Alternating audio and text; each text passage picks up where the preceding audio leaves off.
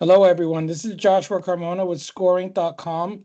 We're going to begin our webinar, our Jumpstart series webinar in a few minutes, but let's wait for a few others to join this call. Thank you.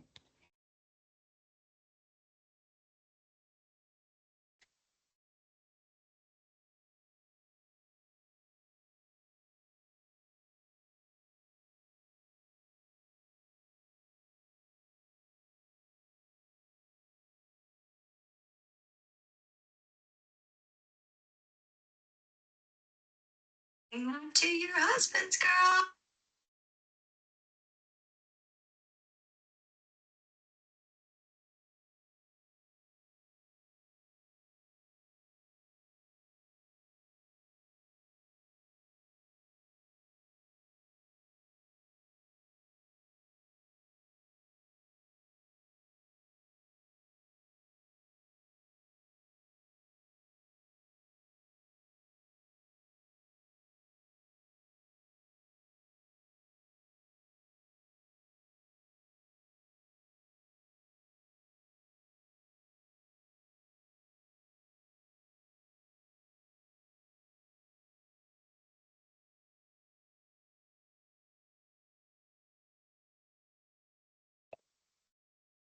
Can everybody hear me okay? Just tap back with tap back inside of your chat if you can. If you're having any troubles, go ahead and let us know in the chat. But good afternoon, everyone. Today we're going to restart our Jumpstart series of webinars, and we have a special guest today, and I'll present her in a minute. But I would like to ask you all the following question, right? And if you're here, you're probably here because you want to be able to improve your business and your conversions in your business and streamline your business.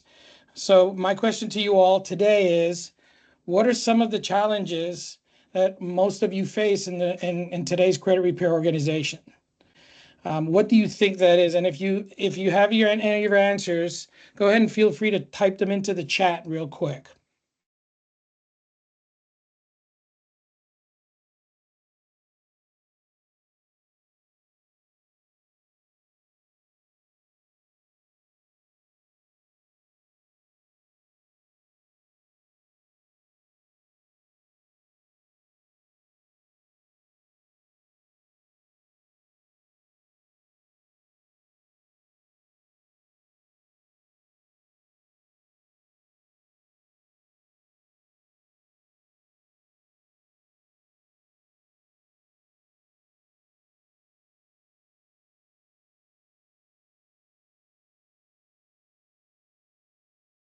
Sorry about that. I see that somebody answered credibility, conversions, and leads. That's right. That's some of the most important challenges that we all face. Some of them are poor sales, have to deal with poor customer retention. I are you asking? Are they asking the question? How can we define credibility? Well, I would define credibility as people trusting our business, and I think that's a series of actions that we all take to go ahead and create that credibility with your customer base. And throughout the presentation, some of the processes when you have poor sales, when you have poor customer retention, or you're not paying attention and you have poor compliance. Everybody thinks that compliance is just something that we worry about with our contracts. It's a lot more. It's not just credit repair compliance that we're talking about. We're talking about a bunch of other types of compliance issues as well.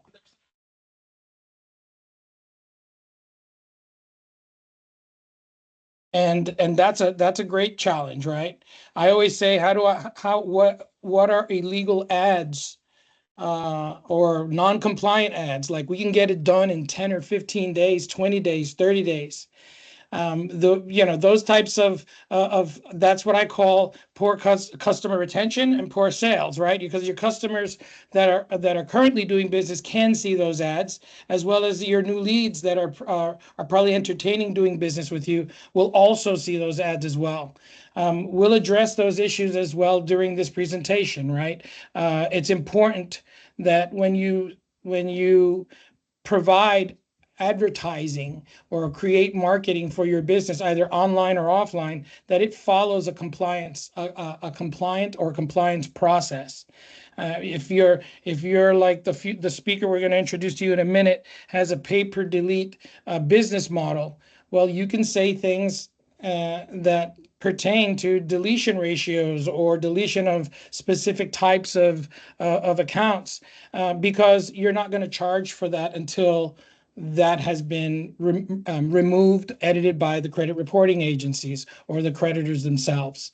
So yeah, that's a big issue. And by the way, that really bothers me when we see uncompliant companies out there just lying their way. It's not a question of when, but it's if. It's a question of when they're gonna get detected, and as soon as they grow their business, they'll probably be be taking off your radar, either by their customers, which is the best filter, or by a regulating body. But we can talk about that later on. Let me introduce to you Kate Campbell.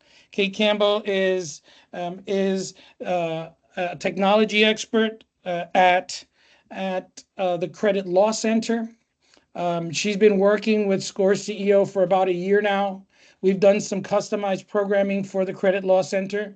But more importantly, a lot of the enhancements that we've given to the Credit Law Center, we've also provided to our customers as well. I would say about most of them. But today we're going to address these challenges and really showing you how to correct, showing you and giving you instead of giving you a class on how to do each one of these things on one call, which would take entirely too much time. We're going to have some show and tell, and she's going to show you how she's configured ScoreCEO to deliver her lead acquisition process, her sales process, her customer retention by providing continuous contact with her customers in all of those processes, as well as fulfillment also. So, Kate, I'd like you to present yourself, what you do for the Credit Law Center, how long you've been in the space, and what your experience is on working with ScoreCEO. Welcome, Kate. All right, well, thanks, Josh. Hi, everybody. I'm Kate from Credit Law Center. I started working for Credit Law Center 13 years ago when I was the 7th employee of the company. And I think at one point I've had 91 employees underneath me. So it's definitely been a growing experience, going from a smaller mom and pop shop type thing where we were just going and trying to figure things out and figure out what's best, now to a much larger company. And there's definitely some struggles that go with that. And I wish I had a better system as I was growing with the company, to help facilitate those needs. But now we have it. So Josh has been great about working with us, and we kind of geek out at times and have to slow ourselves down because we get really excited about all these really cool things that we can do. But there's only so much time to develop. So more fun things to come for sure with Score. We have a whole phase 2 of giddy geek out things as well.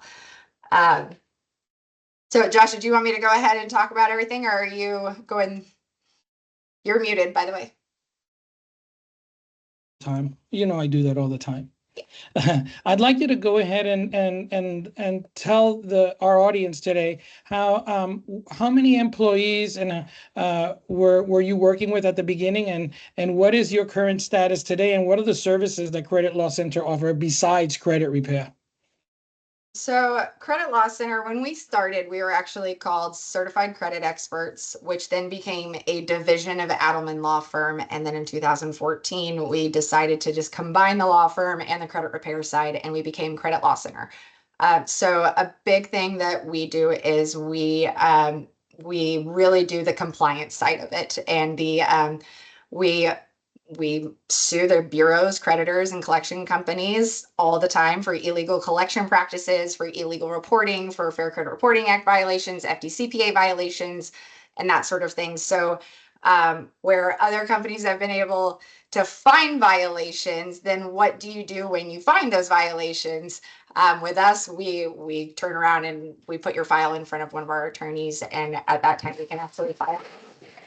Oh my gosh, I am so sorry. The joys of working from home, folks. 1 second. All right, sorry about that. Look at her cat. Look at her cat. Yeah, oh yeah, and I got a cat walking That's around. Aurora. It's a whole pet store around here, apparently. But yeah, so the legal part has been really big for us. I mean, people have tried to sue us for CROA violations and things like that, but luckily, because of our legal background and our attention to compliance, luckily, we're still around to fight today. But you'll always find those people that are out to get you. And one of the fun things that has happened recently with the introduction of SCORE is the introduction of monthly plans. Credit Law Center, our motto has always been, you don't pay till it goes away. So speaking to your credibility concerns, that's exactly how we overcame that, is by offering that pay-per-delete plan. Now that's the only plan we've ever been able to offer up until we actually just launched with SCORE here on June 1st. And so our salespeople, we have a sales staff of about 25 people right now. So they are starting to get used to the monthly plans and everything, but it's definitely new for us. So on our side, when we came from the pay-per-delete, that's how we overcome that. It's, well, if you're worried about the credibility or what I'm going to be able to do for you, let's get you into a pay-per-delete plan, because then you literally don't pay me unless I get something removed from your credit report. So that has always helped us out a lot. And with your, your illegal ads from competitors and that sort of thing, your DIYs, I always overcome the DIYs by saying, I could also do my own hair and change my own oil, but I don't want to be stuck on the side of the road looking like a poodle. So I hire professionals to do that for me. And that usually kind of helps with that. But then you can also speak to the legal side of it. The FTC says that, was it 39% of everything on credit reports is illegal. And so you can speak to that. It is a known issue with creditors and collection companies for reporting wrong and inaccurate information. The FTC tells us that. So sure, you can do your own credit repair, but do you know those things that they're allowed to do and not do? Did you know that if a collection, or if a credit card company sells to a collection company, that the credit card company can't report a balance anymore? Did you know that when you send a dispute, they are required by the FCRA to notate that that account has been disputed?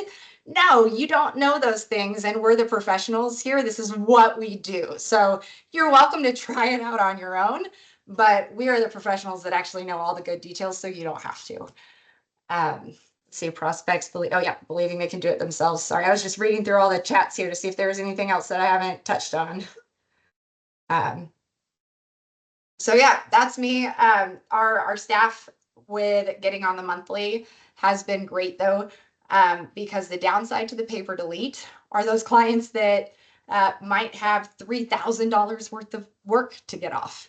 And there's a lot of people that can't do that. They can't say, well, if I have $1,000 invoice after our first round, I don't have $1,000, and so with those clients, it's really good to be able to offer that monthly plan. SCORE also offers the hybrid plan where you can do both. We don't currently use that one right now, but I know that's a good option as well for those. So just out of curiosity, I'm going to pull up my people list here. How many people here are currently only doing monthly plans? That's a great question, Kate. Nope, nobody's raising their hand. So is everybody doing both or pay-per-delete? Okay, so we got one monthly, pay-per-delete.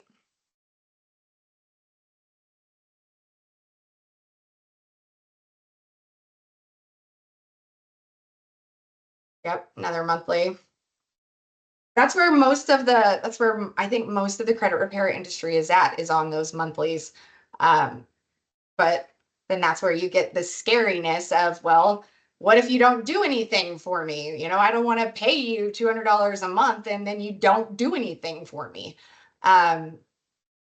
In our model to help those clients out, we tell people that we will refund their consultation fee for them if we don't get anything removed, and that kind of helps people as well.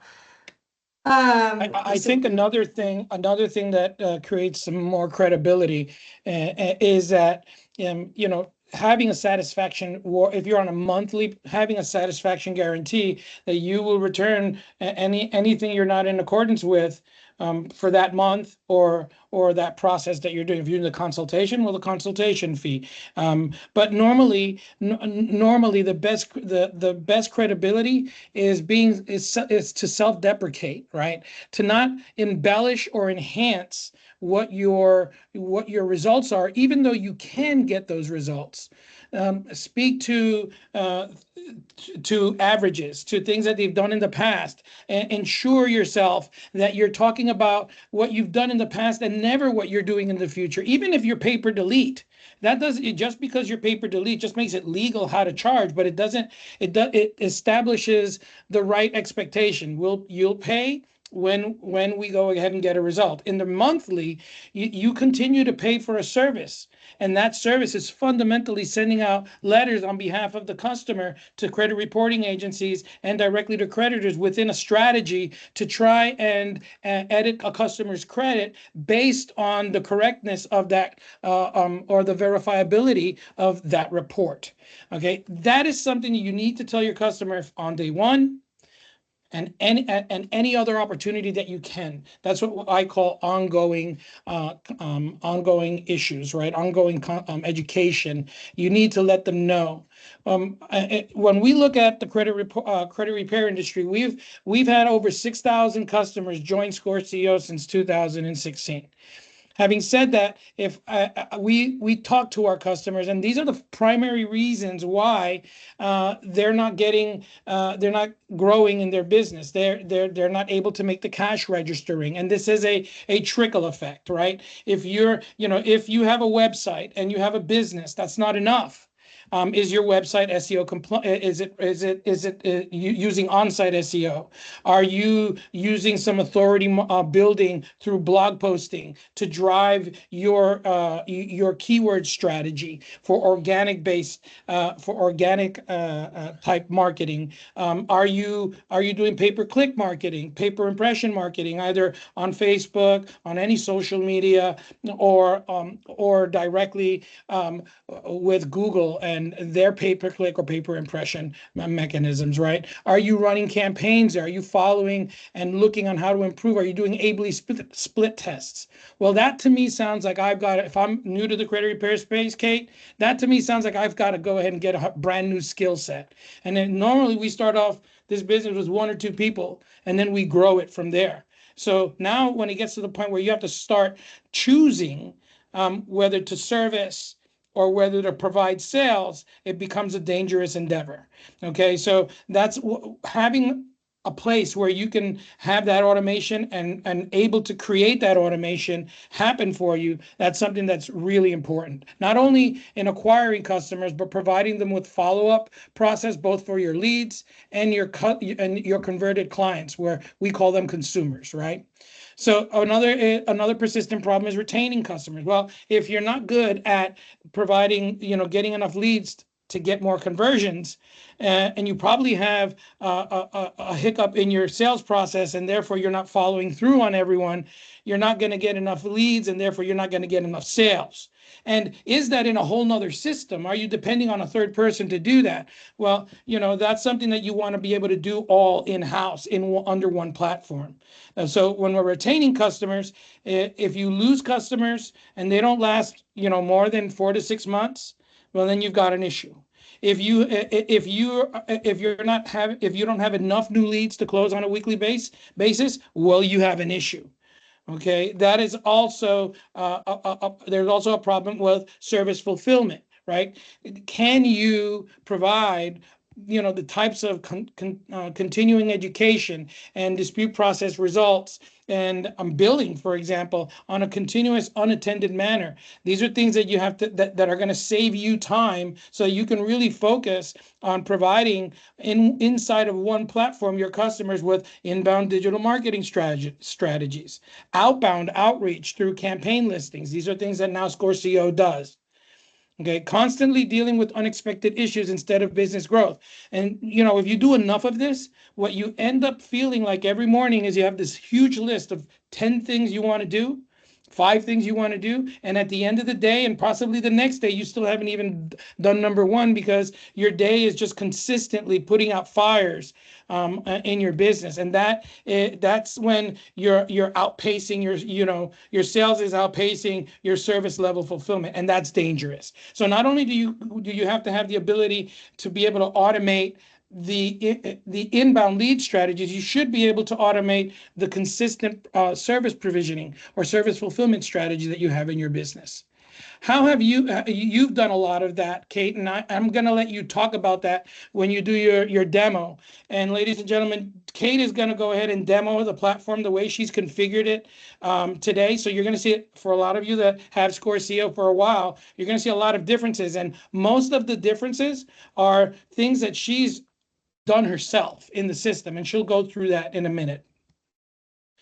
Compliance concerns, have you asked yourself, is your company compliant, right? Are your processes compliant? Are you following rules and regulations, right? But everybody, when we talk about that, we talk about FDCPA, FCRA, FACTA, and all that, and all those credit repair laws and compliance issues and concerns that we have. But are we worried about Email Can Spam Act?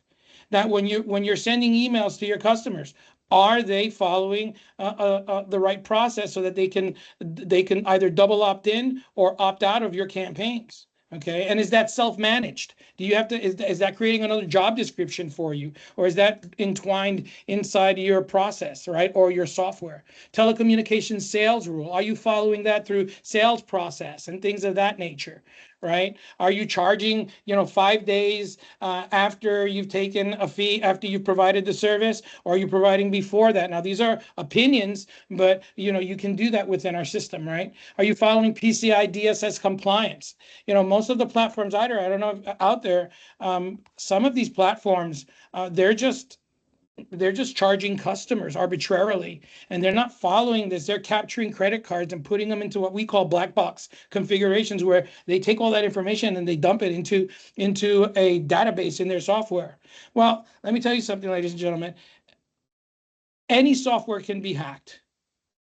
The question is, when they hack that software, what is there to take?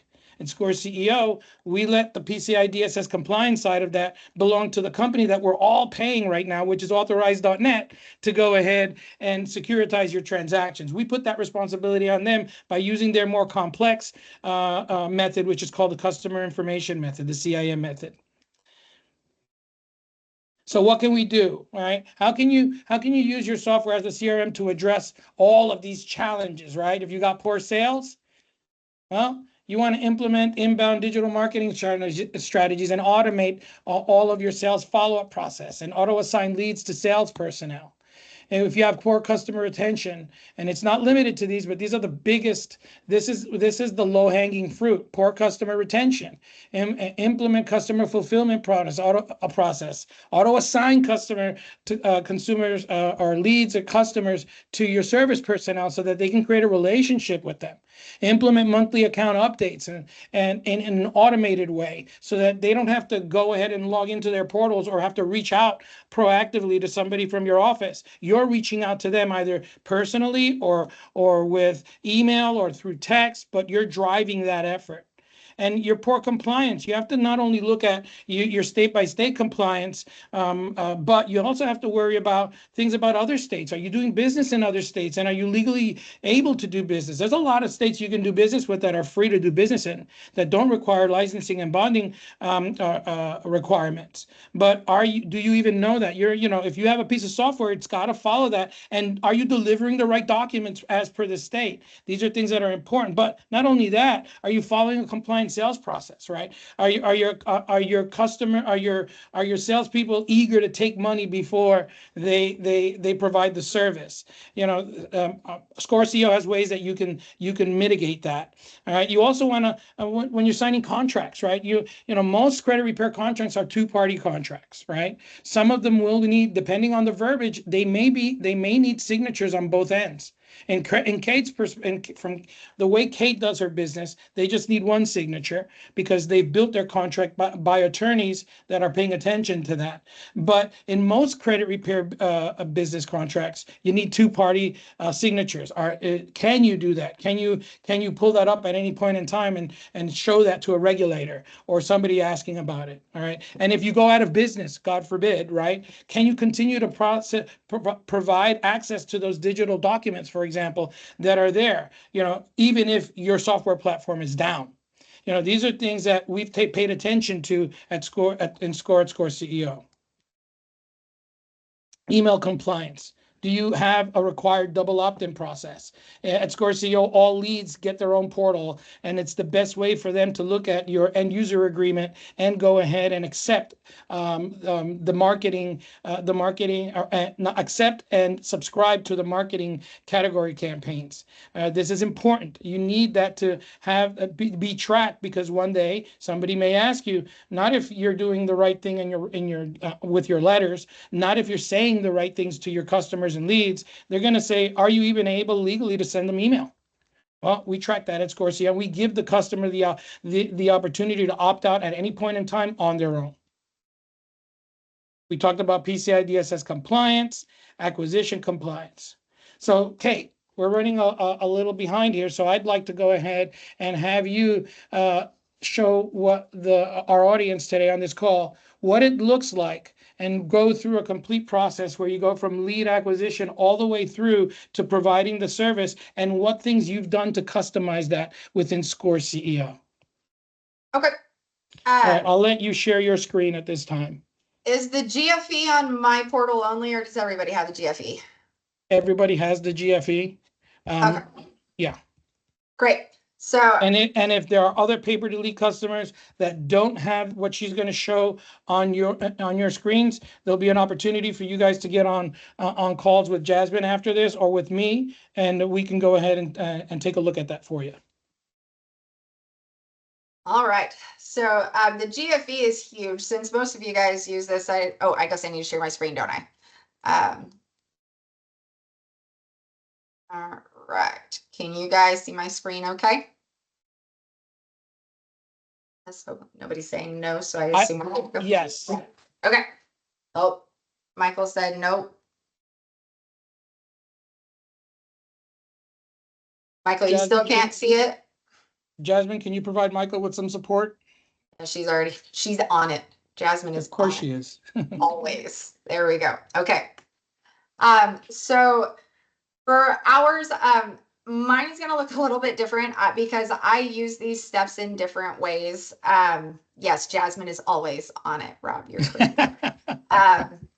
We love Jasmine so much so that she is even in our team sales chat, and she is amazing at supporting all of my sales staff as we're going through and trying to learn the best ways to do this, and we all get it. She has been jumping in, so high five to Jasmine there all around. All right, so mine, I use my steps a little bit differently than how they were used, or how they were supposed to be used, but for the most part, we go from top to bottom. Our client intake, our sales pitch. One thing that I added specifically in here, and I don't know if you guys have this or not yet, but the ability to add tags to each workflow step. Do you guys all have that as well? Maybe, yes. Yeah. Yes. Oh, yes. Yes. Okay, great. So this is extremely helpful for my staff because all of my automation is based off of, okay, we have it, but don't use it. Great. You're going to want to after this call. All of those tags are how we use our automation and communicate with the client. I'm going to take you off of this a little bit and show you my kind of like my building page of what I have used to help me set up everything here in Score. So this spreadsheet, I mean, I've got all of my triggers, all of my canned notes, my text, everything is in here, and this really helps me figure it out. But these are my sales campaigns here. And these are essentially, every single one of these starts by the tag that it's associated with.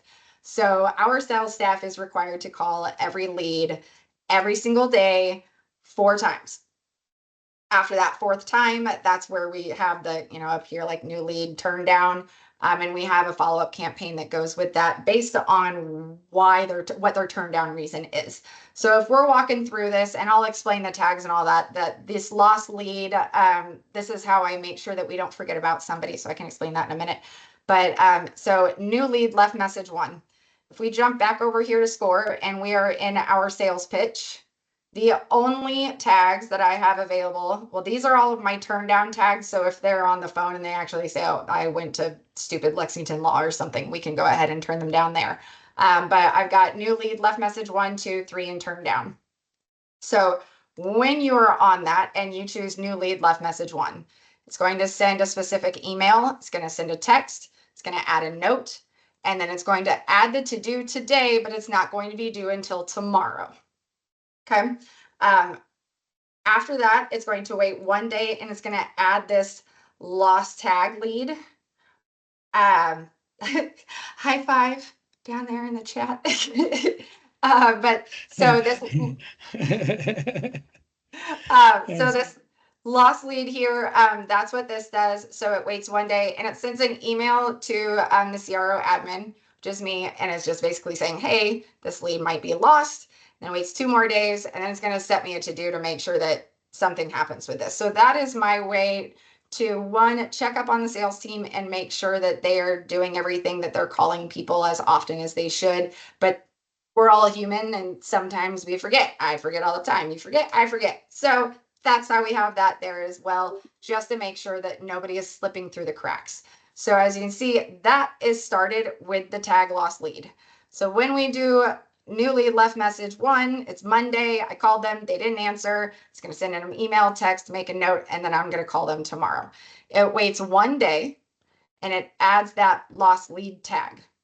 That tag starts this campaign. This campaign will wait 1 day and then send me the email. Okay. But now let's say it's Tuesday and a salesperson calls them again and they didn't answer.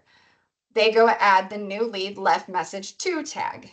And when they do that, the very first step of new lead left message 2 is to remove the lost lead tag. So now it has stopped this and it's not going to alert me because it hasn't happened. This part it hasn't gotten to this part yet.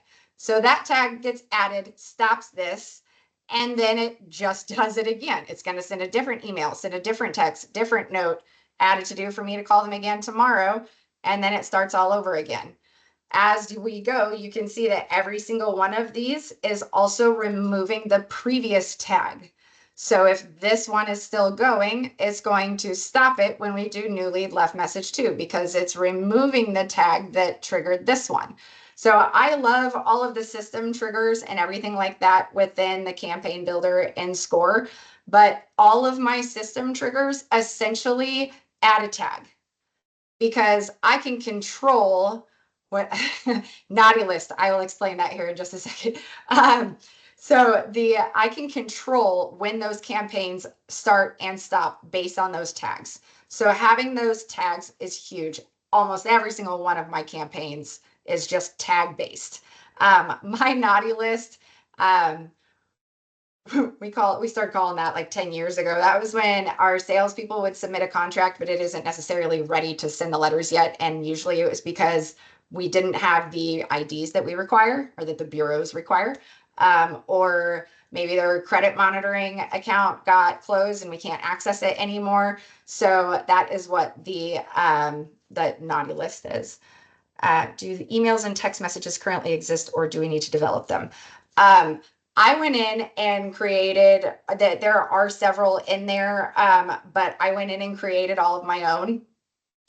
If you are not using ChatGPT yet to excel your business, today is the day you need to start. ChatGPT helps with all of my content creation. Does anybody here currently use ChatGPT?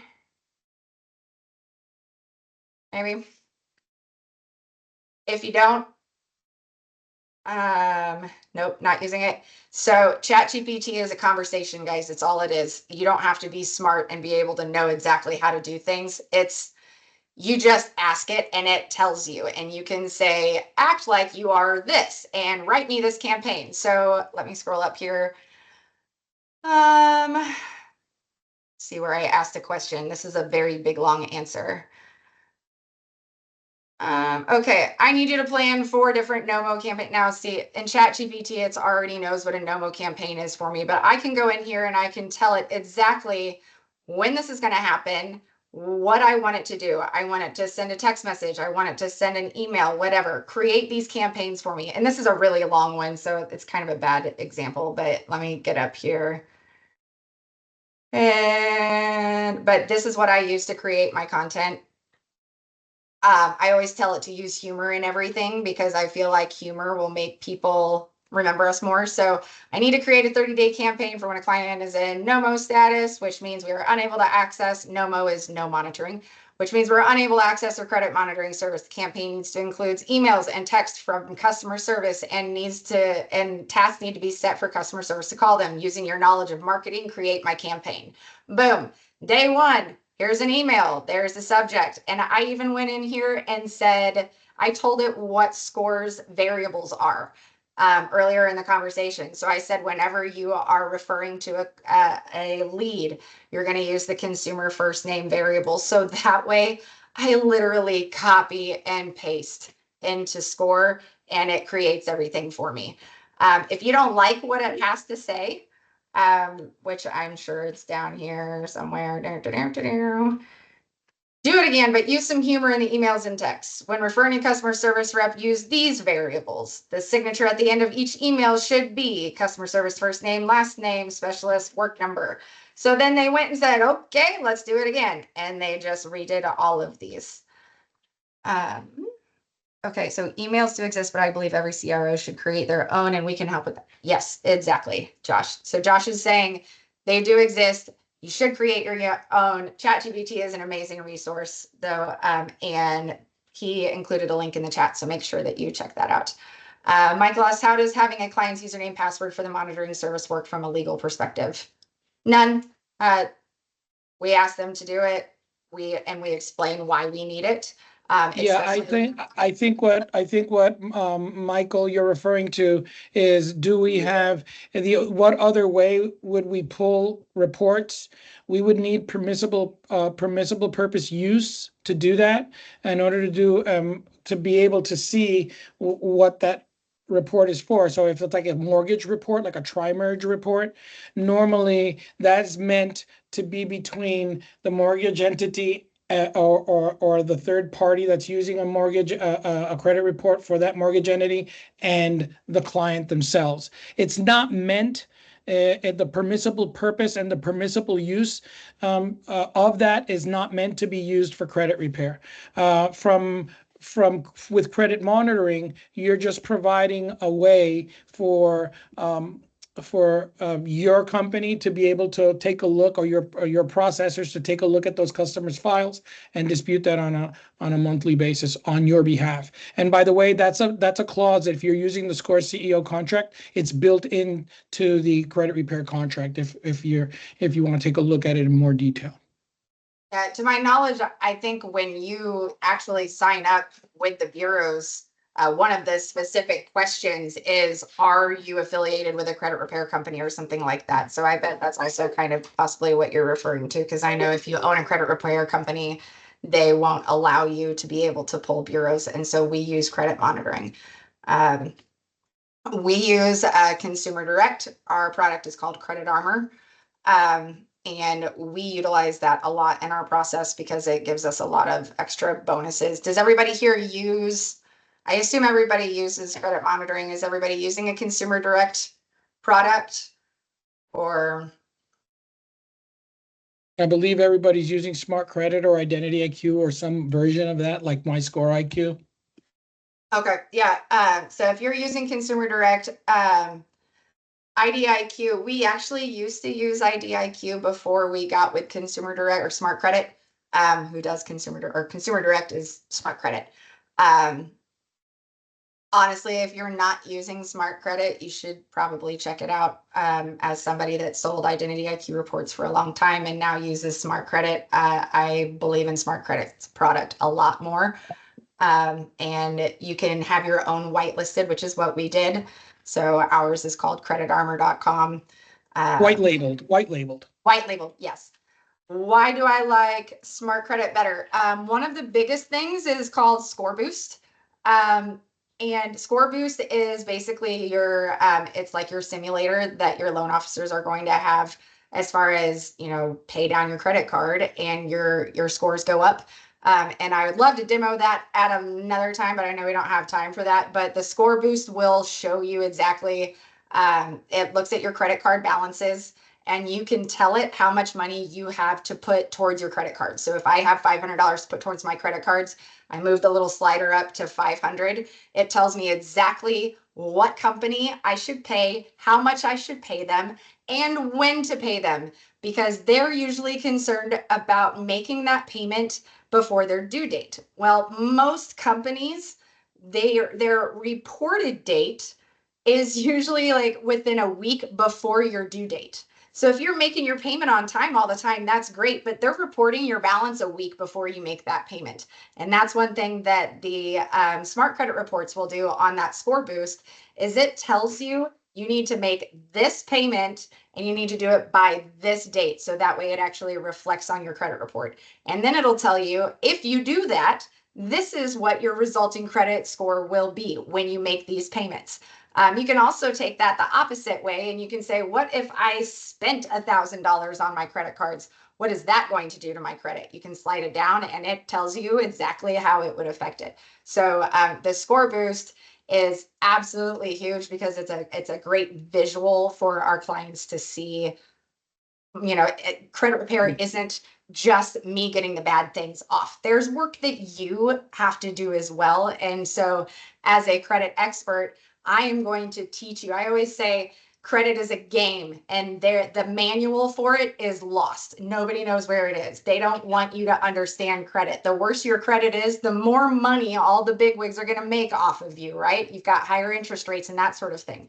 So what I'm doing as your credit coach or your expert here is I'm going to teach you these tips and tricks that we didn't learn in high school. We all know the Pythagorean theorem, but we don't know how to work credit. So unfortunately, A squared plus B squared equals C squared is not on your credit report. So that's what we're here to do. We're here to help you learn all of these little tips and tricks that can really help you out. So definitely take that Smart Credit look.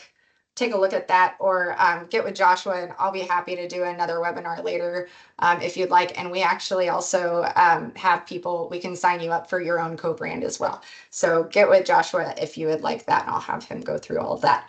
Are you guys importing credit reports into Score? Josh, do they have this part down here yet?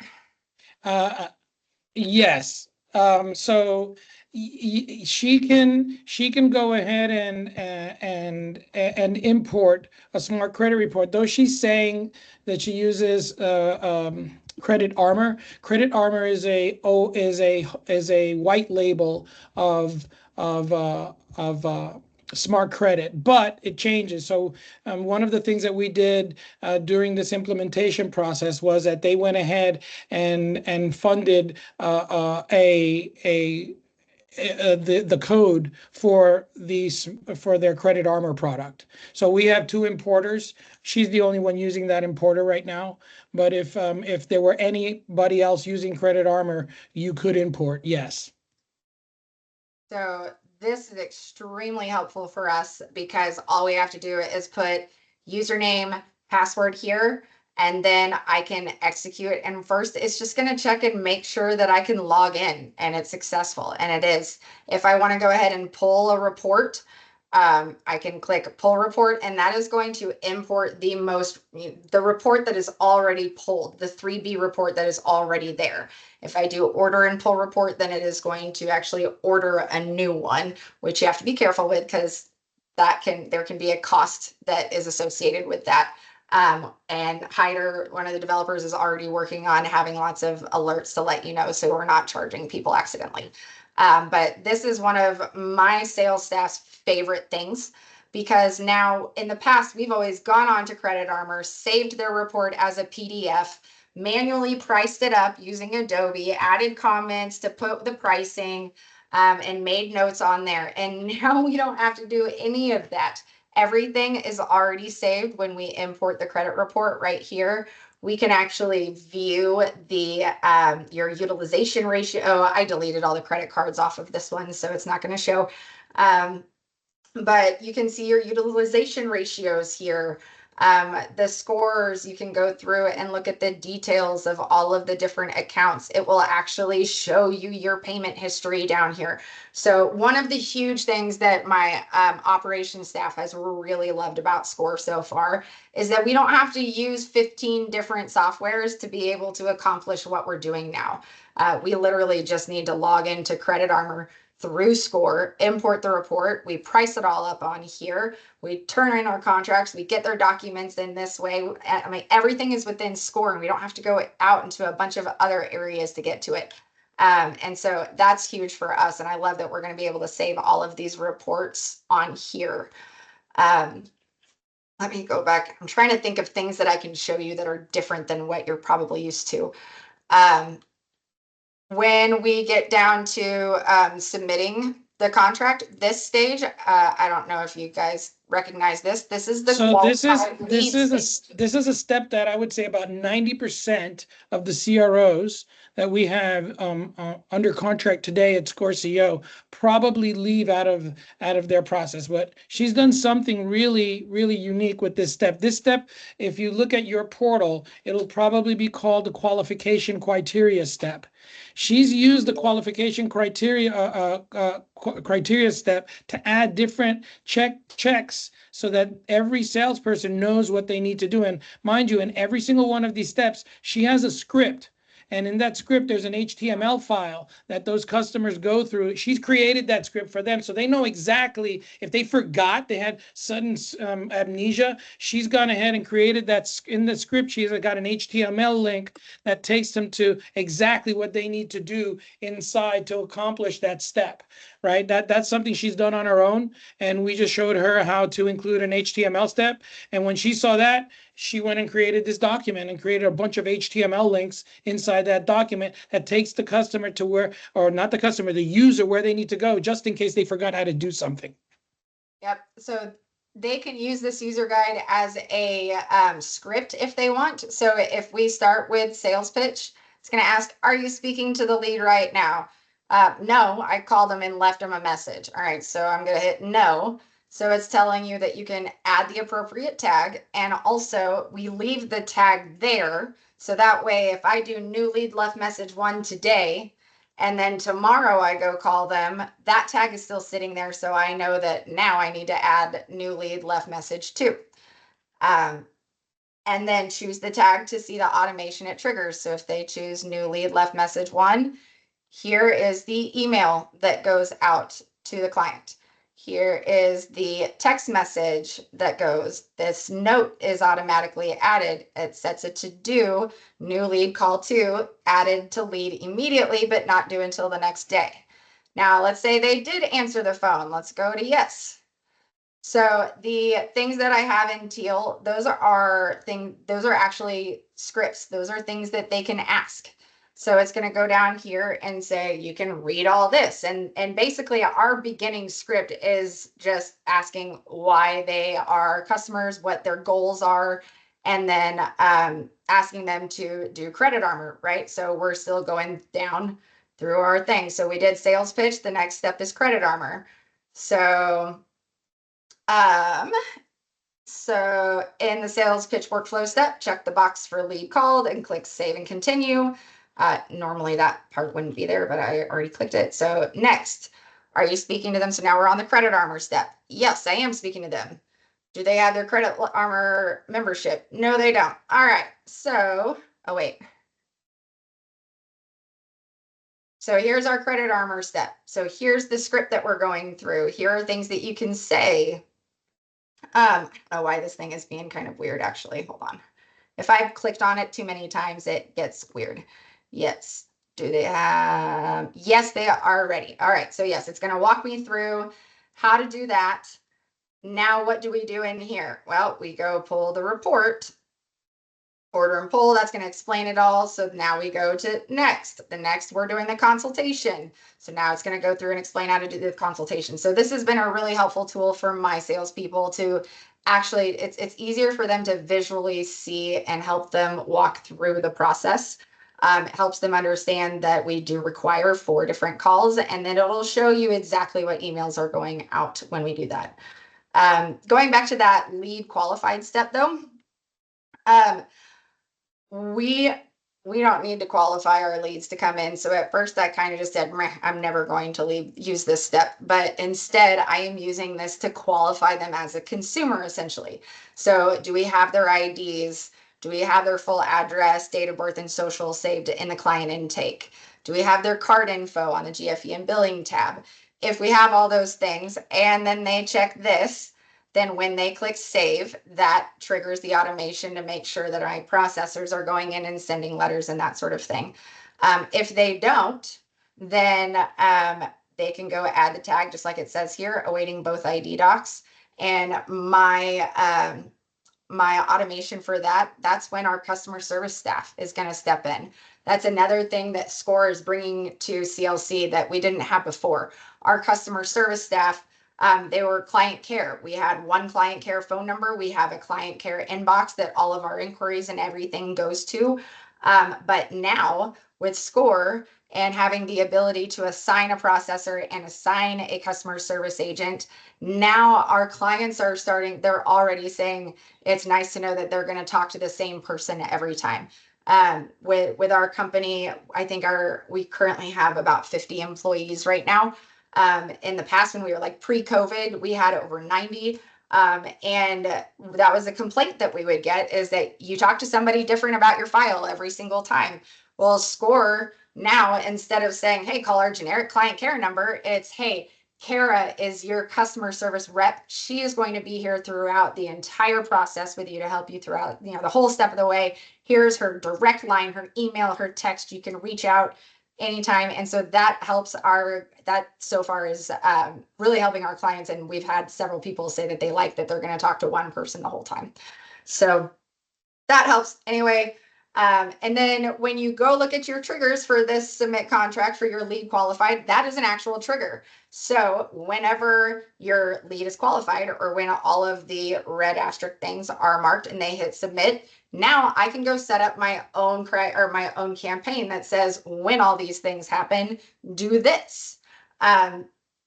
We have I actually haven't set this up, but it's called our 21-day campaign, where after 21 days, our customer service reaches out to just say, hey, I know you haven't heard from us for a couple weeks, but that's okay. You're not going to hear from us because we already did the work and now we're doing a waiting game, right? So that helps us, reach out to our clients, because some of them get that feeling like, okay, I paid you my money and I signed this contract, and a month later, I haven't heard from anybody. So having that extra touch 21 days after somebody signs a contract, that really helps. So I can use that lead qualified trigger, say as soon as that contract is submitted, now 21 days later, wait 21 days and then set a to-do for my customer service staff to follow up with them, or send an email, send a text, whatever. These turn down tags that are in here, not there, but on all of my other ones, I've got, whoops, wrong one, all of these turn downs.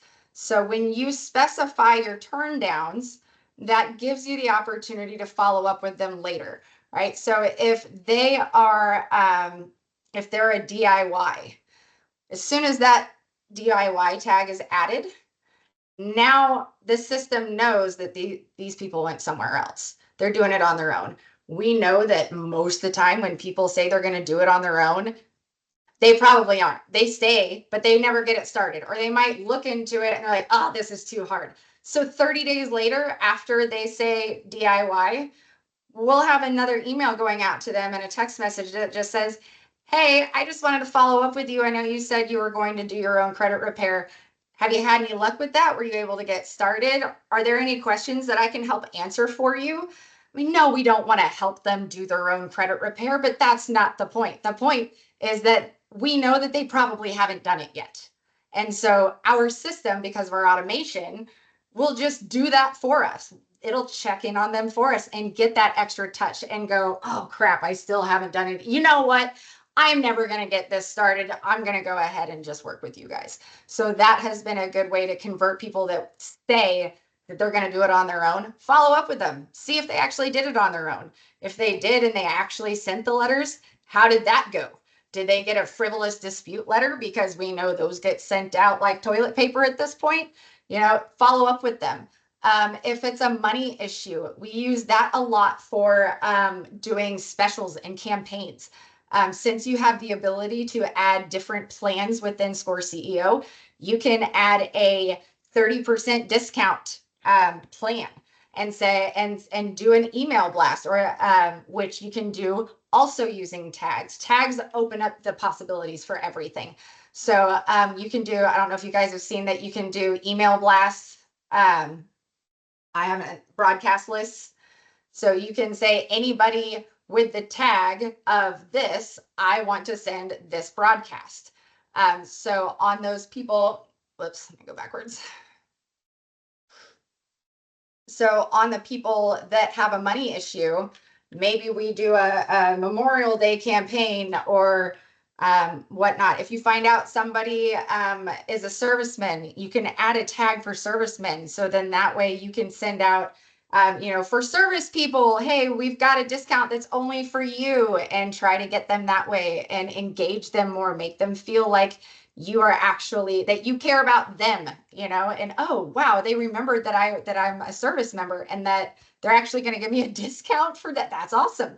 That's an extra touch, an extra reason that you're getting in front of them and giving them a reason to work with you.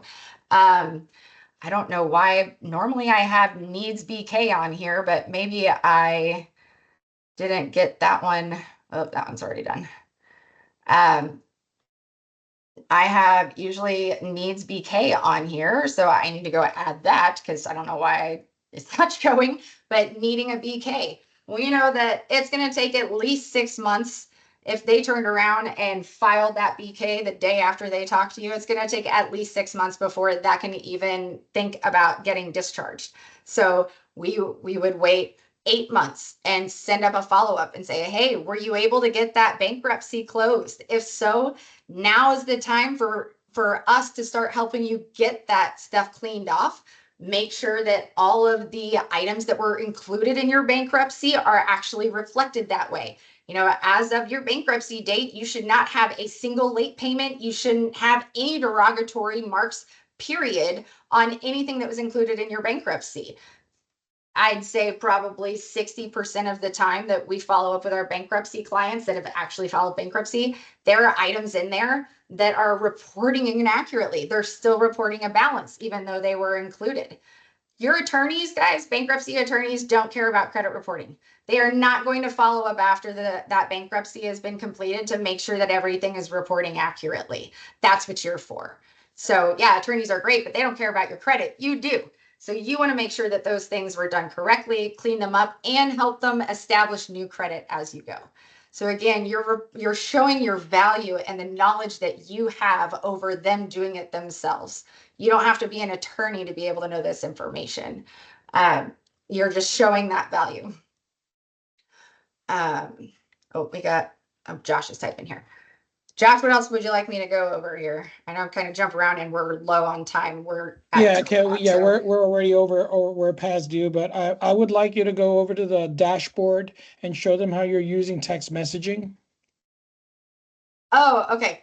So yeah, I mean, the dashboard is cool, but I'm actually going to show you other places here. So this is a widget that will show us, these say null because these are people that are actually not saved in ScoreCEO. So Score does not know what this person's name is. But we use a program called Text Better to do our texting. One of the reasons that I love them is because about 6 years ago when I signed up with them.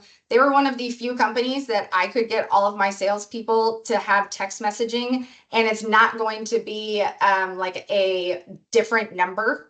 I wanted them to be able, the same number that they call from is the number that I want them to be able to send text messages to. And everything is done through email. You can do it through email. Now we are introducing that into Score to where it's all done through the API. So my campaigns include text messages and we'll auto send those. But let's say I want to go, let's say I just want to send Lydia a message real quick. I can go right here to this text bubble and, hey, Lydia, just checking in on you. Send. And that's actually going to go to my cell phone. But as soon as that comes in, I mean, I am there. I don't know if you just heard it, but there it is. There was my message back, or my message. So the texting in here is great because not only are you able to utilize texting in your campaigns, which is huge over emails. Emails are great, yes, but I'm sure all of these people in this webinar, we all stare at our email all the time. Do your blue collar workers that need credit repair look at their email all the time? Absolutely not. Everybody is looking at text messages. So when you can introduce text messaging into your campaigns, your follow-up and that sort of thing, you will get much, much better responses and conversions based on that. On my end, it doesn't look like that yet. The text better is probably going to be something that Josh and Jasmine will have to get you on.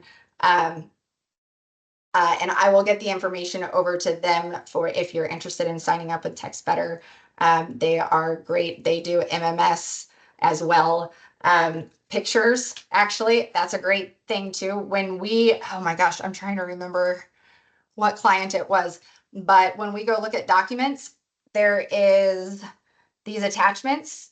So when clients are sending pictures to us, whether it's their IDs or they got a letter in the mail and they took a picture of it, when they send it to us in a text message, it is automatically added to your documents right here. So that is huge for us. How does that work with 10 DLC? Is text better and 800? I'm not sure what 10 DLC is. So you might have to clarify that. Josh, do you know that? Say again? Oh, yeah. So what they're talking about is on pre-qualification of those numbers and vetting them, something similar to warm up that they do for 800 numbers and for text numbers, texting as well with the different providers.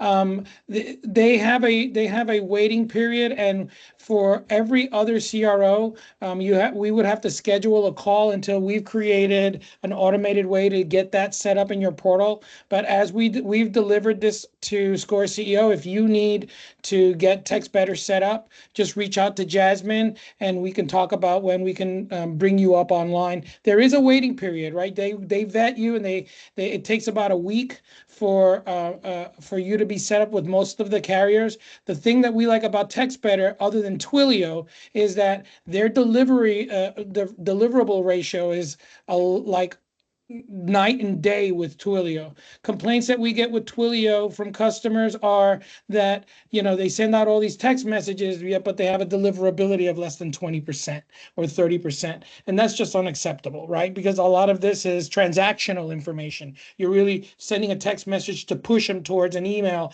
that you're sending them to, or to remind them of an activity, and that not necessarily that they have to respond to it, right? So the deliverability is absolutely paramount. So that's one of the reasons why we're doing a business with them and Text Better. At a certain point in time, we're gonna right now we're taking it on a per customer basis, but the integration is there. It's already working. We just need to set you up with Text Better, and you would probably get surcharged for the text use, but then we'll have some very competitive plans there for you. And Dean, he's the CEO over at Text Better. He actually owns a company called Quality Voice and Data. And he is so uber compliant on everything. I think it was about 2 or 3 years ago, there was a new thing that the cell phone carriers came out that basically makes that deliverability and the spam texting. They're really watching that a lot more now. There's extra fees and extra things that you have to do, but Text Better actually does all of that for you. Because we already had Text Better when all of those things were released. And so they essentially just said, hey, don't worry, we got this for you. It's saying that you have to create blah, blah, blah. We're creating that for you. So as far as compliance goes, they are, I mean, almost overly careful about compliance, and they also take on all of this stuff for you. I'm sure you guys have possibly ran into issues with being a credit repair company with your email compliance, different CRMs not wanting you because you're a credit repair, merchant services, maybe even.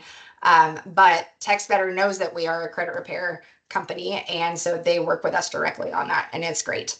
So as far as the compliance and everything goes, if TextBetter lets you do it, it's okay. Like that's how confident I feel in them taking care of things for us.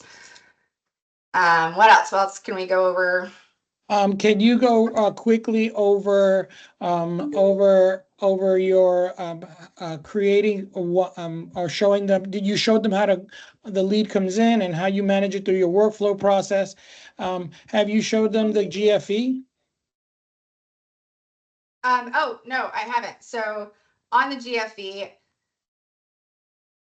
this is a huge tool for us. So on this one, gosh, I wish I would have pulled up somebody else that had a better example. Actually, I might have somebody really quick. Lydia and Landon are my children. Aurora is my cat. So, well, we see a lot of my family members in here. Oh, nope, I don't have it in there anymore. Dang it. Okay, well, I should have had a better one to show you, but on here, when we send that GFE, we always send both plans, the pay per delete and the monthly, because that's a good CYA for us. So if they, especially if they choose pay per deletion, so this is going to show them exactly how much they can expect on these contracts that are way more than this, that, they're 2,000, 3,000, that sort of thing. It's almost a no-brainer that you should probably go to monthly unless you're okay with having a $2,000 invoice later. So this is a great show of exactly what you're looking at. So when you do monthly, and this is exactly what it looks like for the consumer in their portal. They have these two tabs where they can go back and forth, and it's going to explain there's a $200 fee, monthly fee, a $200 consultation fee. So if you're with us for 6 months, you're looking at $1,200, that sort of thing. On pay per deletion, now you've got the invoice part. So when this pay per deletion is huge, it helps you put those into monthly. But at the same time, we have this estimated cost down here. And I tell my staff that this is where you have to use your knowledge about our statistics and deletion rates and that sort of thing to better assist the client in making that decision. So if this client, let's say his pay per delete GFE is $3,000, but all of them are from late payments and one charge off or repo or foreclosure, things that are harder for us to get off. I might lower this 60%, like it defaults to 60%. I might lower this to maybe 20 or 30%, and it'll show them that the total estimated cost is $438. So I'm using my knowledge to set a better expectation for that client. And that's what's huge. If you can set your expectations from the beginning, then set them low and make them happy when you exceed it. Don't piss them off by setting high expectations and then you get lower results. You don't want to do that. So by doing this, it really helps spell that out for our clients, and it gives them a much more obvious choice. But the point is that we are giving them a choice and we are showing them their options. And if they choose pay per delete and then get pissed off in 2 months when they have an invoice that they can't pay, well, we gave you that option, and that's where that compliance and that CYA comes from that Score is great about. So I saw somebody say, how do you collect on that? Oh yeah. So Josh will get on that. I just answered that. But Yeah. yeah, but basically, and you can continue, but basically what the, in paper delete, yeah, that's the big problem, right? You're going to offer a service and get paid for it later, which is basically what we're doing with monthly, but the exposure is a whole lot less, right? Um, I would say that's why paper delete customers normally are twice as profitable as a normal monthly customer. But it requires much more management, right? It requires that you assess every month, you assess the customer's file, and then you produce an invoice. Really can't automate that yet, and that's what I would say is paper delete or hybrid systems require an intermediate step. So the risk is higher, but the reward should compensate that. You're right. The higher the risk, higher the reward. That's exactly correct. Which is But I'm exactly why talking setting about two. expectations is important. Yeah, that's why expectation, it's always about expectations, right? And that's why, in the paper delete realm, we came up with this good faith estimate, similar to a process that's used in the mortgage industry, right? When they produce good faith estimates. Why? Because there's a variable rate and there's a sliding scale as to what the price will be based on the results. So it's important that you have that mechanism there to display it to the customer, in our opinion, to be compliant. Has that been tested and put through the ringer by regulators? Answer is no, because I haven't heard of one paper delete company yet that has been indicted yet, or canceled, or closed, or fined yet. All of the companies that I have done business with, or I'm aware of, don't have those. That are paper delete don't have this issue. They're normally very mature companies that really are process driven, because a problem in their process can cost them an inordinate amount of revenue, or based on the added cost of touching the file. The good thing is that you can have both. Right, you can offer both, and within ScoreCEO, it's one of the only platforms that let you do paper delete and let you do monthly and switch back and forth from them if you need to do that. Yep. And the paper delete model also really helps your credibility, because since we've always only offered paper delete, I used to use that as credibility to be like, well, we wouldn't even be around if we weren't good at what we did, right? I mean, you're not even going to pay me if I have you as a customer for 6 months and I don't get a single thing off of your credit report. I even told you that I would refund your consultation fee. So literally the only thing you're wasting is your time. But me, on the other hand, I'm taking that risk. I am so confident in my abilities of what I can do for you that I'm willing to take that risk and possibly work for 6 months on your file and not get paid a single dime. But I'm okay with that because I'm that confident in what I can do for your credit. So when you tell people that and you say something like, I wouldn't even be around anymore if I wasn't good at what I did, because I'd never collect money, right? That really also helps people get a good visual of you being somebody that they can trust. Any other questions? Oh, earlier somebody asked about the what if like an original creditor sells to a collection company, and how that always makes people mad.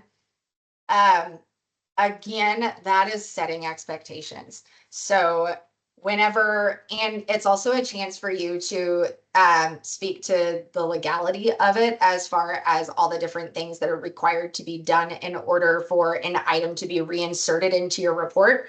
So you can speak with confidence in saying, like in the beginning, sometimes these charge offs, when we start sending these disputes, they're like, screw it, and they might sell it over to a collection company, which, yes, that does suck, getting another collection on your credit report. Yes, it is going to be another item that we will charge you if we get it deleted. But here's the good thing. We all know that collection companies come off way easier than original creditors, right? So unfortunately, it sucks when it goes to a collection, but now the chances of me getting that debt wiped off of your report completely just jumped up by like 60 or 70%, because of the fact that I can more than likely, the balance is with the collection company now. And if I get that collection deleted, now the balance is removed from your credit report. And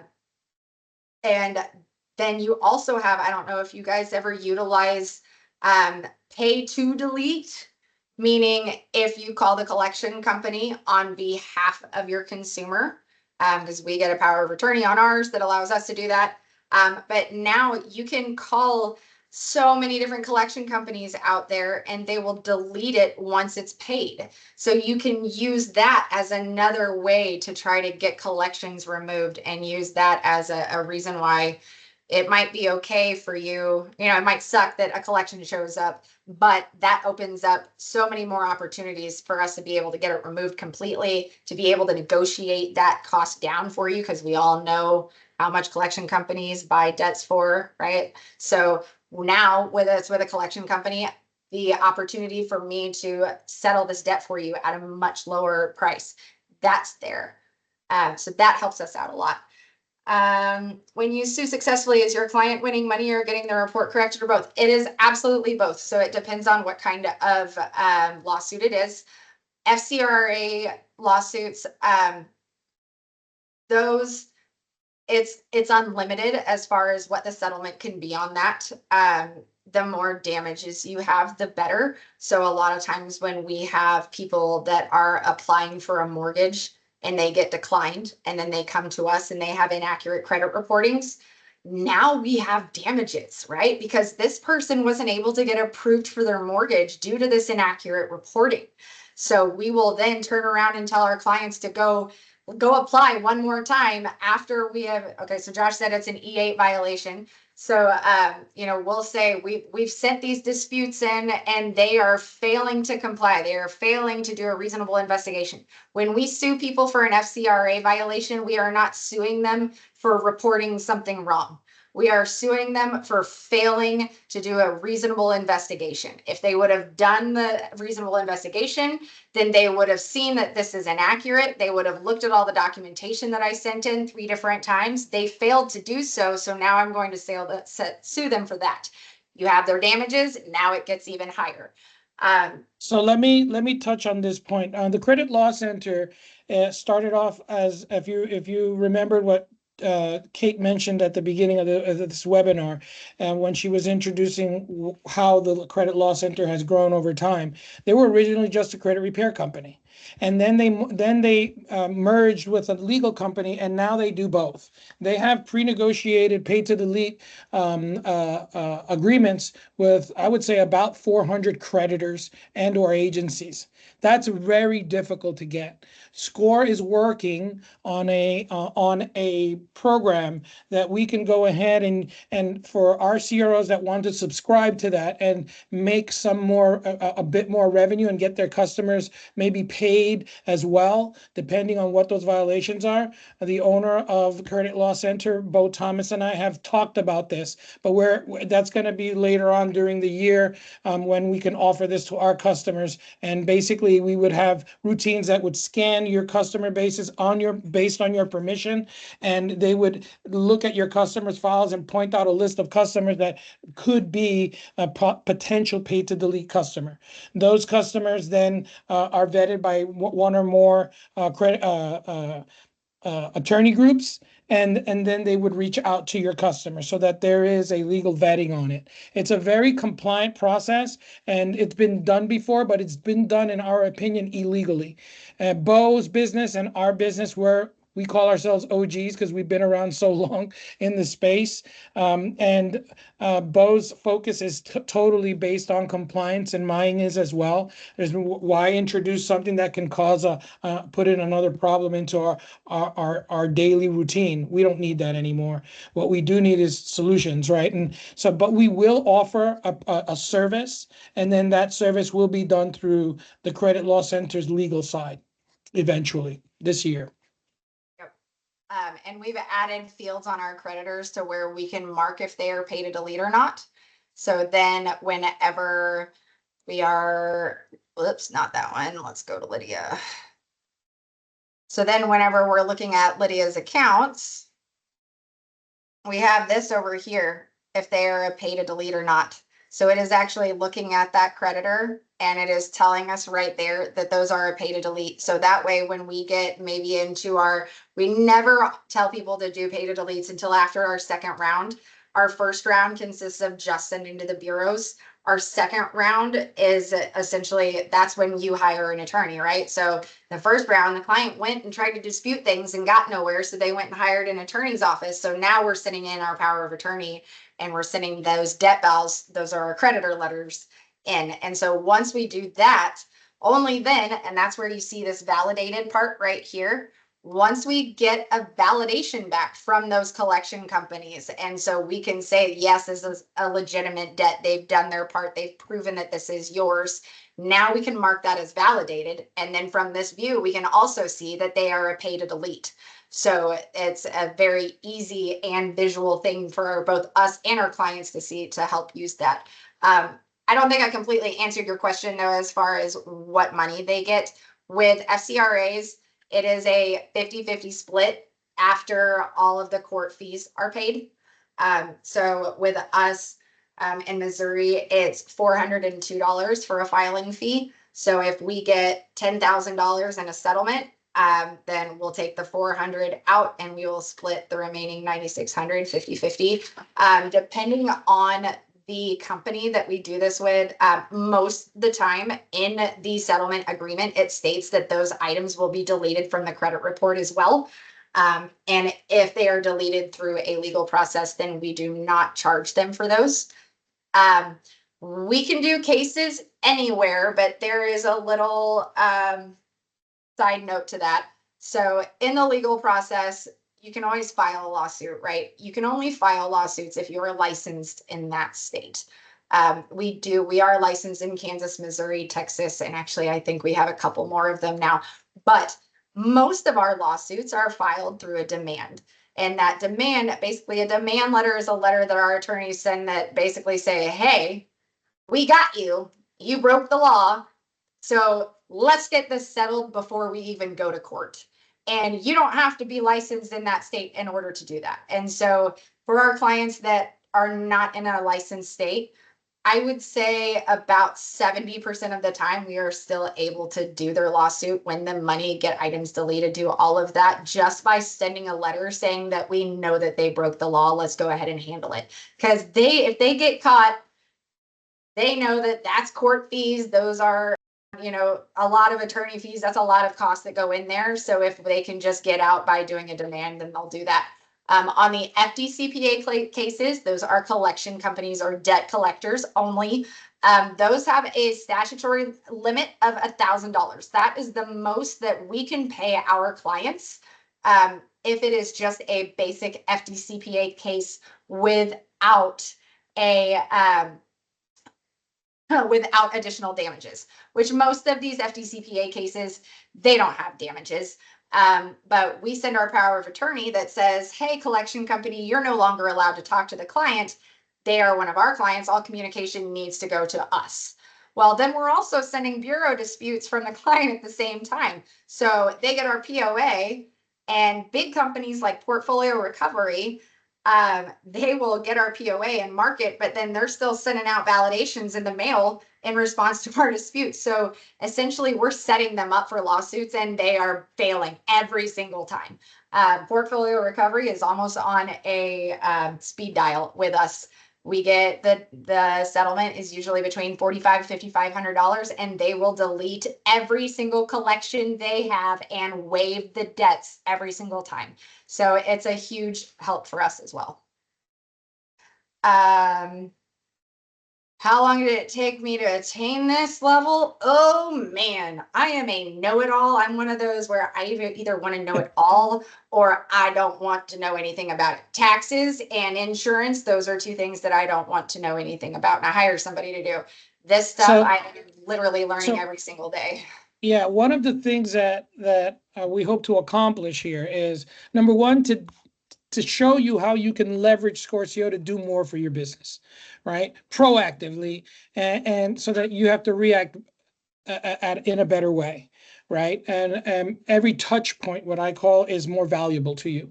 Okay, that's how long she took to take her to gain this level. Well, she's been in the space for a very long time. I've known Bo and his company since 2011. I knew Bo, so that was probably even before they got into the space. And he was just reviewing. He and I met. What I would say is this: is that we've taken all those years of experience and put it into ScoreCEO and perfected it by scale by adding these features into ScoreCEO, so you can leverage them, and that the time that it takes you to attain this level of expertise is almost as much as using the feature in ScoreCEO. I hope that makes sense, right? And that's what we hope to achieve here. If it's difficult for you to go ahead and learn and do your campaigns and get the marketing out there, that's always a skill set that you have to vet before you go down that path. But it suffices to say that we have done for you services that we can provide you at Score that can get it done for you as well, and fast track you to a level of expertise that you would need. Now, Kate and I, they started using this on June 1st, but she's been involved in this project since April of last year. And we've been working on this consistently until we've built an app.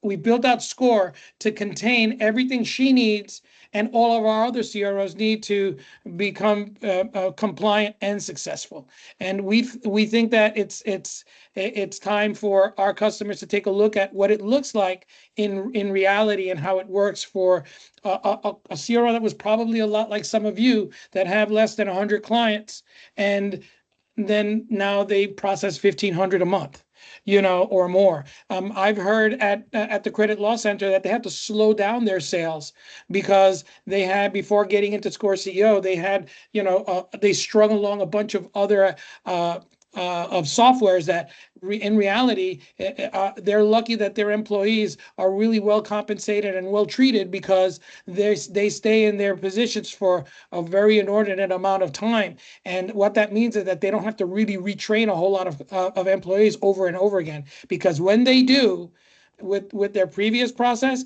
they had to teach them 6 or 7 different interfaces in some cases, and that's a problem. That's a huge problem when you're scaling your business proactively and quickly. Yep. All right. Let me, Kate, we're running out of time, and I don't want to encroach more on your time. We are almost an hour over the scheduled time, and I really appreciate you guys staying on the call. I'd like to go ahead and share my screen real quick to complete this. There's some ways, so you saw what it looks like to, 1 second here. And hey, just to answer your question about if a customer should leave an issue alone if they think they have a case, the more yes and no. Remember, we're not like, even if they correct it after sending a dispute, they still broke the law and we could essentially still sue them.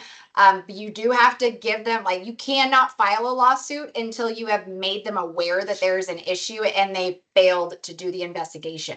So sending more disputes, and our dispute process gets more and more detailed as it goes. So if it's a collection that they paid and it's reporting a balance, our first dispute is going to say, hey, I don't think this balance is right. That second dispute is going to say, hey, I know this is wrong. I paid this already.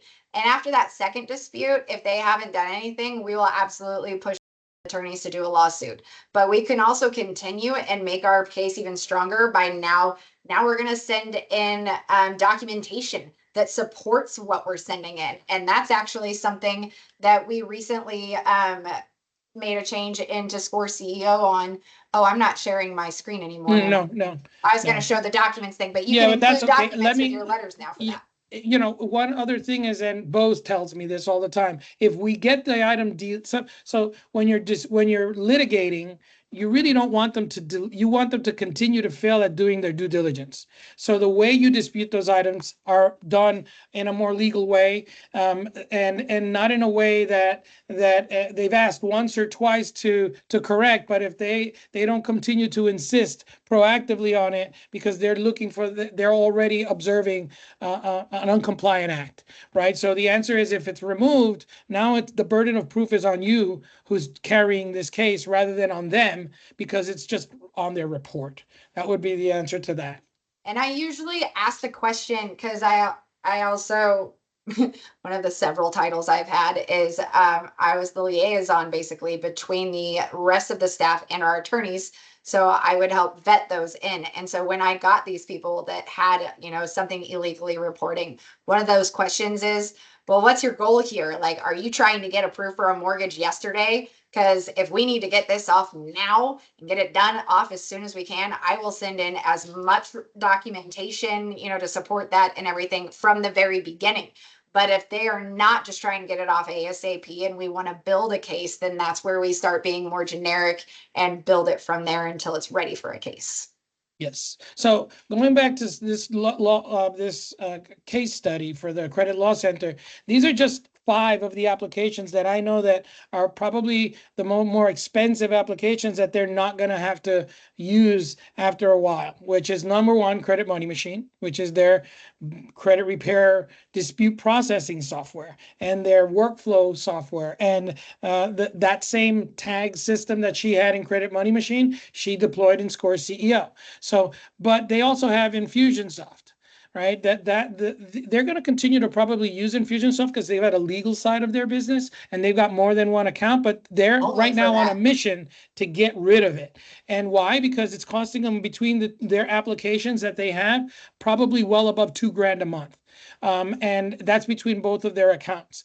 They have an account before importing accounting transactions. They had to export transactions, clean them up, and then those transactions needed to be sent through an application called Sassat to just get the entries into QuickBooks. That required a higher level of knowledge at a certain level. Today, she's using Zapier to go ahead and import that through an exported file that we produce for her, and she can send all of her transactions in and her payments into QuickBooks without using Sassat.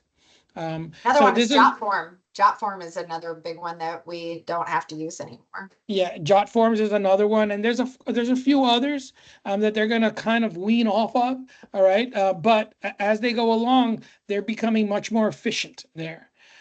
As for what are the things that we need to do, we just wanted to show you that it can be done and how it's being done today within a large CRO's area of expertise, right? And how we've helped them configure ScoreCEO to do that, right? A lot of this configuration has been done after she learned how to use the platform. She started doing it on her own, and we've added some customizations, and we've added a lot just to make it better. If you guys want to learn on how to do some of these things more than what the capabilities are, we're going to have 1-hour webinars, and the next 5 webinars are going to dedicate themselves to learning how to build it. So if you're up for that challenge, all you need to go to scoreceo.com/webinars, or Jasmine is going to put in the chat, or Ariana, a link that you can just have in this chat, and you can copy and use that link later on in the future to register for these webinars. You just register once, and we'll go ahead and pre-register you into those 5 webinars. They'll be every 2 weeks moving forward for the next 5 instances. Kate will be on some of them. We'll have other CROs on some others that and we can go ahead and talk shop and show how we do things inside these platforms. If you were interested in because this was excuse my French, this was a shit ton of information, okay, to deal with on one quick call, right? What we suggest is if you want to book some time with me, go ahead, and this is the link to my calendar. Jasmine will also place that link in the chat, and she'll go ahead and you guys can book a call with me and we can talk shop. We have some services that we can do work for you, but this is, when we're overhauling a business like this, it takes work on both ends. Both sides need to be vested in this, because this is taking this CRM and actually making it work for you. And in a way that really, really, really helps you drive your revenue while sustaining your compliance and really developing other areas of business, like adding more sales funnels through different campaigns and different web forms. All of these things are things that we can discuss, and we can see how robust you want that to be done. And some we can do for you through our ScoreCEO chat, and others we're going to have to dig in further, and we may have some services that you may need to acquire to get that done. But can we get this done for you? Absolutely. We want all of our customers to be compliant and successful. Any other questions that you may have before we leave this people that call? are left. Awesome. So if you want to get on, remember, if you want to talk to me or you want to schedule a call for us to assess what needs to happen, and if you want to learn how to do this process on your own, hey, just assist to the next 5 webinars and we'll show you how to do a lot of the most important things that are game changers from the presentation you just had today. Kate, I want to thank you for being on this call. I want to thank everybody who stayed on this long. We really had most of our attendees. We only lost 1 or 2 attendees until maybe about 15 to 20 minutes ago. So they stayed on for about 45 minutes longer. That's awesome. So I'm glad that you found this educational and a good use of your time. Have a great day, everyone, and hope to see you on the next Jumpstart Your Business webinar series webinar. Have a great day. Thanks, guys. Bye-bye.